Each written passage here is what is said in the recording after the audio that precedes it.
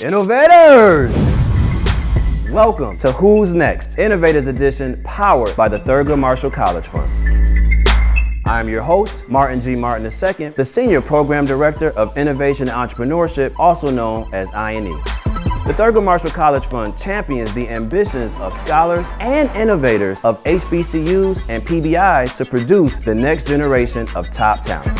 Who's Next Innovators Edition aims to highlight Black entrepreneurs and HBCU innovators through educational and authentic conversations. I'm excited to invite a few of our I&E alum to kick off these conversations, so let's see who's next.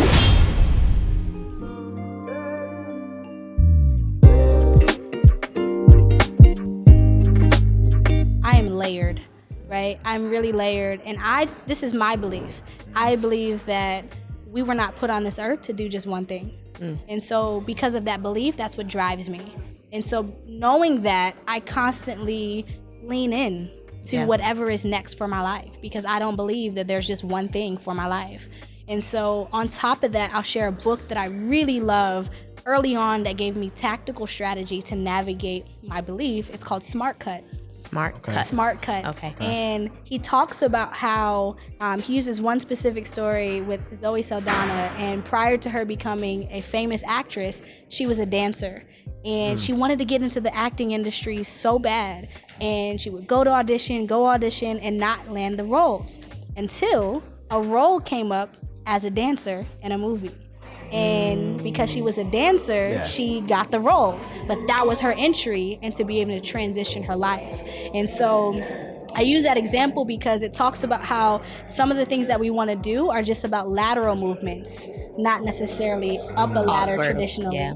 And how can we leverage where we are now to be able to do the next thing? And so for me, I was able to apply that almost immediately. And what I did as I was transitioning out of the entertainment space, and I was building a digital agency at the time, websites and mobile apps. All of my clients, my first 20 clients were my clients' friends from the entertainment industry.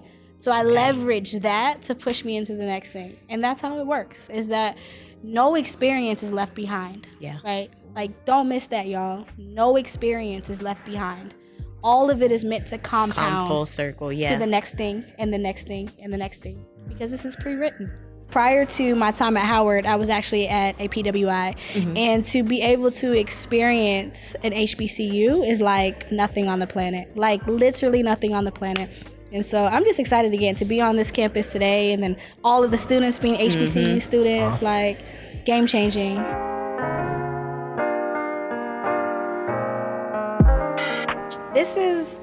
It's electrifying, like to be in this space with students, alumni, graduate students, the TMCF staff, our partners, all of the energy combined is literally electrifying.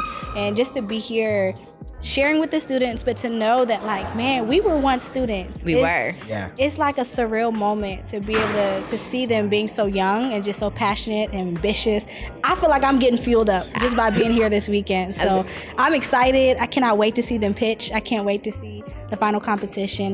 But I'm so happy to be here and to be a part. This is historic.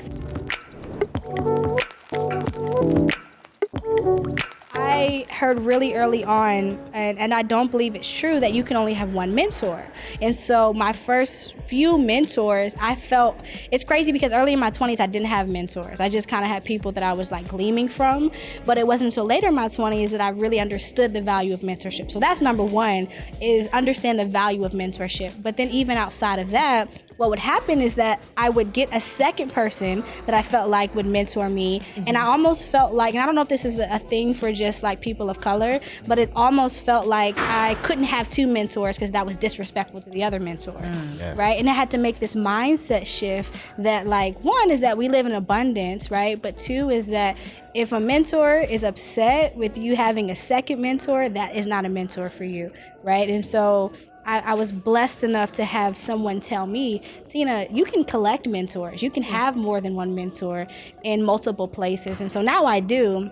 And another big way too is when I didn't have physical mentors, I let the books be my teachers. I really took time to understand and read, and the people that I resonated with, I would look up on YouTube and really study their story and understand the insight that they would share. So, you know, for me, mentorship is so important. And even for those who don't have a mentor physically in their life, let the books be your teachers as you guide through and navigate life until that person finds you or you find them.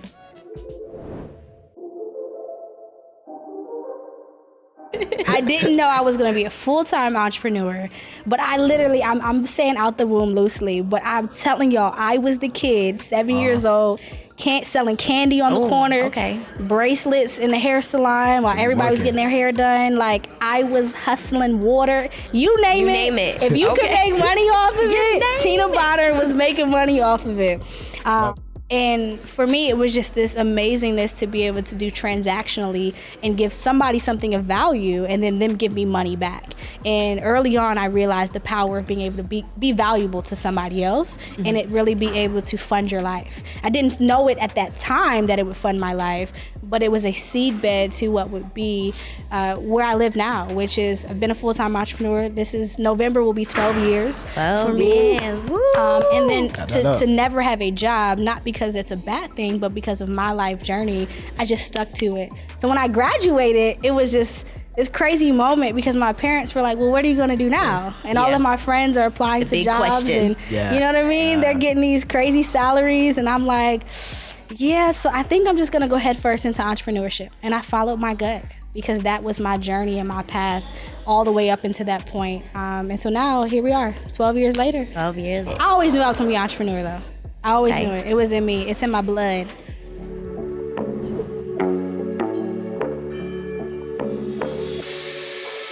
The entrepreneur circle that was built was literally the hard way. I will tell y'all, I did it the hard way. If I could do something over, and I don't regret anything, but just having more insight now over time, I didn't do any pitch competitions in my 20s, right? In my early 20s specifically. What I did though was I networked a lot and I found a way to build a tribe of community around me. And so the key for me was, okay, let me step back, I wasn't going to pitch competitions also because there weren't a lot happening, right? Yeah. So there's a couple different things that were going on. Was one is like, we're just now seeing kind of like the boom of like people really creating pitch competitions, especially even for people of color, right? Yep. In terms of that accessibility. So you think, early 2000s, that wasn't necessarily a thing. And so one is that I do think there was part of the accessibility factor, but the other side was that I just knew I was big also in networking. And so for me, and this is kind of like maybe a nugget for those who are listening, for me, it was about sticking to what worked for me. And for me, what worked for me was networking. It was being able to rub shoulders and connect. Shake hands, you feel me? And build relationships with people on the back end versus having to stand on a stage and publicly pitch on the front end, right? And so I was able to garnish relationships and business deals on just the simply fact of networking and building relationship. And so it just depends on the type of person you are that is makes it easier or not to do one or the other, but that was my path. My dad was just a tough guy, right? And he's still like a big teddy bear at the core. But the reality was he was just really hard on me because he saw the gifting in me and he didn't want potential to be wasted. Yeah. And I believe that's where when you have people and mentors in your life that just see you and are like, you have so much potential that we're not going to let you die in potential. Yeah. You're going to live this out and leave this earth empty. And so for me, it was just like, man, coaching was a whole nother part of my life. And I got there not because I saw my dad, but I got there because I realized, I've done this now for over a decade. How can I be able to help other people do the same thing? How can I hold the door so that they also can walk through? And so I got my coaching certification specifically because I wanted to learn how to share information with people where I wasn't telling them what to do, but really guiding them to a place of revelation for themselves. So I serve as a consultant, which is kind of telling people what to do, giving them guidance. But the power of coaching and why I fell in love with coaching and why I love it is because I'm able to hear, listen, and really be able to guide people to whatever their next breakthrough moment is. Yeah. And that's exciting. And I only did that because somebody was a coach for me. To you.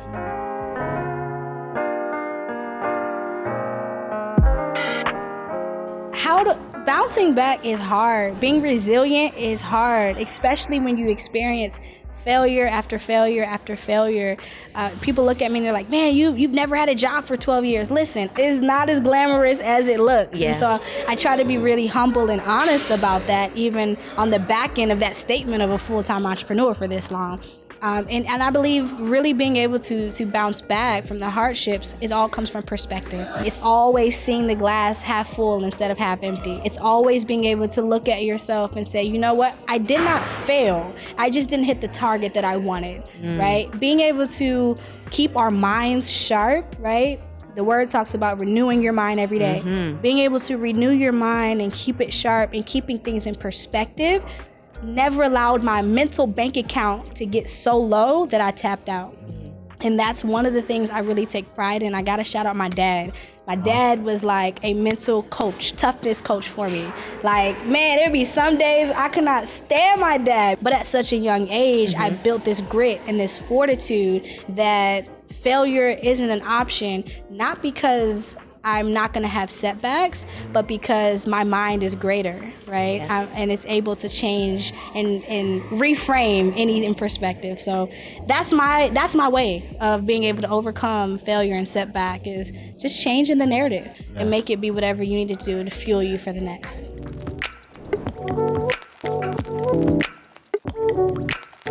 I believe if you stay open and you stay humble and you just realize, I don't know everything. I know what I know, but to stay relevant, it's when you're open, the world becomes your teacher. Yeah. When you're open, the world becomes full of insight and information, and you can always get hit because you're always open to what's new. You can always get hit because you're always open to what's new. And when you have people in your life staffing of just like old, young, this, that, I mean, you'll get all different types of perspectives. And so you're never too old to learn.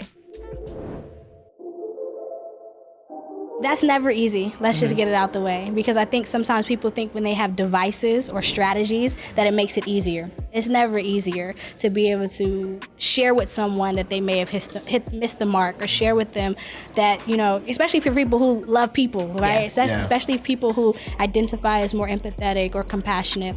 So it's never easy. Let's get the elephant out the room. But I think one of the strategies to be able to help share that is putting yourself in the other person's shoes and just really taking time to understand. Sometimes when we go into it like, this is my perspective, they were wrong, instead of, again, a coach approach says, tell me what happened here. Let's unpack this. And so that's where I take the approach of being able to understand and then provide insight as to why, from a collective standpoint, not just your perspective, not just my perspective, but our perspective, how as a team we didn't hit the mission or whatever the case may be. So for me, it's always come into it knowing that this other person that you're talking to is human just like you. Yeah, sure. Right. And then the second thing, right? Exactly. And then the second thing is get understanding, right? And all you're getting, get understanding. So get understanding why this happened, because it may have just been a fluke or a one-off. And then the last part for providing that is always putting it back to the mission, right? Which is when you're given this feedback, it's saying, hey, this was the metrics that we set up as a team collectively, or this is the metrics that we've set up for what we're looking to accomplish together, and we missed that because of XYZ. So now it's not you, it's not right? I didn't like what Nina Simone did. It's no. Together, before we came into this, we set the metric here. Now that I have understanding why it may or may not happen, we see that we got to go back to the standard. So.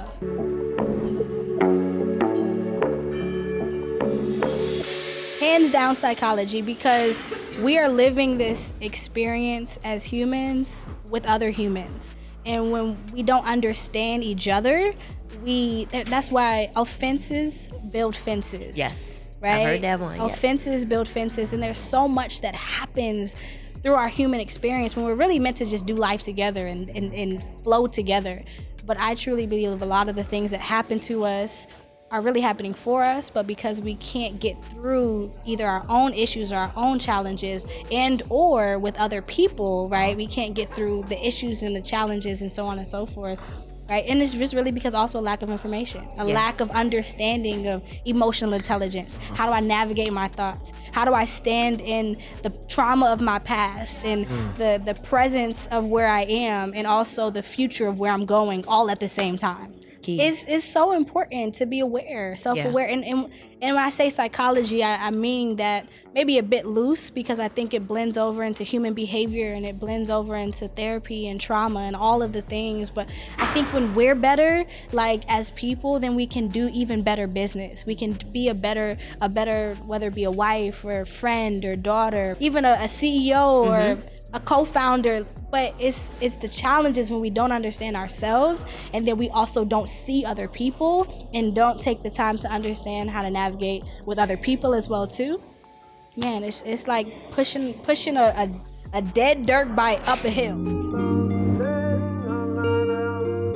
For my entrepreneurs, there is a book that I absolutely love. I believe it's the very first book you should read going into entrepreneurship. It's called The E-Myth by Michael Gerber. Okay. And it's the whole concept is, and the subtitle of the book is why some small businesses work and why others don't. And that was the foundation for me to blast off, because it really helped me understand and put into perspective how to approach entrepreneurship. Because it's not just simple, right? You can't just, again, start something and think it's gonna pop. That was great for me to understand who I am. Another one that I really like is the spark in the grind. Okay. As a creative, that is the spark. We always are like floating with the spark. But the grind part, how do you contain your creativity in a way where like you're not just floating all the time? If we're creative, I can just get lost in my work. Like I'm just floating. At the end of the day, I'm like, you gotta send some invoices out. You gotta do some other things. This book really masterfully talks about how to balance the duality of a creative entrepreneur. And it really gave language for how to approach that. So that's The Spark and the Grind by Eric Wald. Love that book. I've got to shout out my peak performance coach and founder, Steven Kotler. He has a book called The Art of Impossible. And that book really helped me understand how to do it all, and do it all where I don't burn out, because that's really powerful. Like to be able to do it all and not burn out. And so to understand and be able to balance all of the things from life to work to school to business to personal life, it is an art to it. And in that book, he gives an art of how to do it all and how to manage it all. Those are three that come to mind. Y'all want some more books? Go follow me at Tina Bonner Live on Instagram. Say, look, I need more books, T. I've got a library of books. I'll never forget my very first book I ever read that was outside of school was Darren Hardy, The Compound Effect. And it blew my mind because I didn't know books like this existed. Like, this is somebody who's been in the club DJing for the last 3 years, and like I finally graduate, and for the first time I can actually read a book that is not mandatory. Right? Like, and you still got to do it though. Exactly. Sometimes. Yeah. But here's the thing. Somebody gave me the book, right? So this is equivalent to like somebody sharing this YouTube video or somebody saying, hey, go check this out. But because somebody gave me that book and saw enough inside of me to say, you should check this out because I see you've got some potential that's a little rough on the edges, get this information. That's why I'm such a well. It's only because it was done for me that I'm just like, y'all, anything you want to know, ask, share. And if I know the answer, I'll share. If I don't, I'll tell you, I don't know. Okay. I'm going to go get it for you. Right. Straight up. But I don't know. But yeah, I'm just excited for you all to have me on.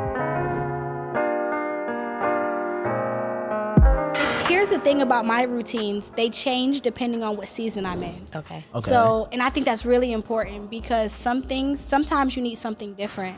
And so I look at it, I compare a lot of our lives as entrepreneurs. It's like athletes. And sometimes we work so hard and we don't realize, for example, an athlete, there's certain times where like their body is in such recovery mode where they don't need to do any weightlifting. They don't need to do any exercising. They literally just need to get in an ice bath and do like massages every day, right? That's off season. And then there's other seasons and times in their life where it's like weight room twice a day, working out, running. So part of my journey and where I believe I've been able to break through the ceiling is understanding what season I'm in, because understanding that has allowed me to unlock peak performance so that when it is in season, I know these are the times where I can go a little bit harder and I can get up, and as soon as I hit the ground running in terms of waking up, I'm hit my coffee and I'm at the computer. But right now, I'm actually in a season of life where I don't even open the computer, the phone, or any of that. I do my yoga, my meditation first thing in the morning, right? But that wasn't the season I was in, but that's what I need right now. Yeah. So it may change. I would say figuring out where you are, what you need, and then experimenting. That's the key. Experimenting with different strategies until you find out. I didn't know I needed to do yoga until I experimented with it. You see what I'm saying? So it's experimenting and just giving yourself time to learn.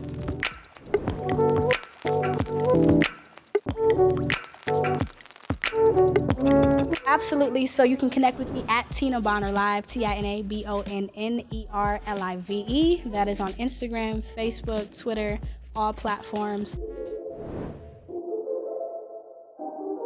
Maybe I don't have an exact name of who's next, but I'll tell you what's next is the people who decide to listen to stuff like this and actually take action. To me, it's always about what's next, and to me that's what's next. What's next is people saying, hey, I get the information, I understand the YouTube, we're in the information age and that's transitioning. I think who's next is everybody who listens to this, writes the information down, takes action, goes to get the book the same day they hear about it, right? Those are the people who are next to me. So who's up next? You're up next. You are. We're counting on you. I'm watching you. I see you. And you're up next. So do the daggone thing. Get it done.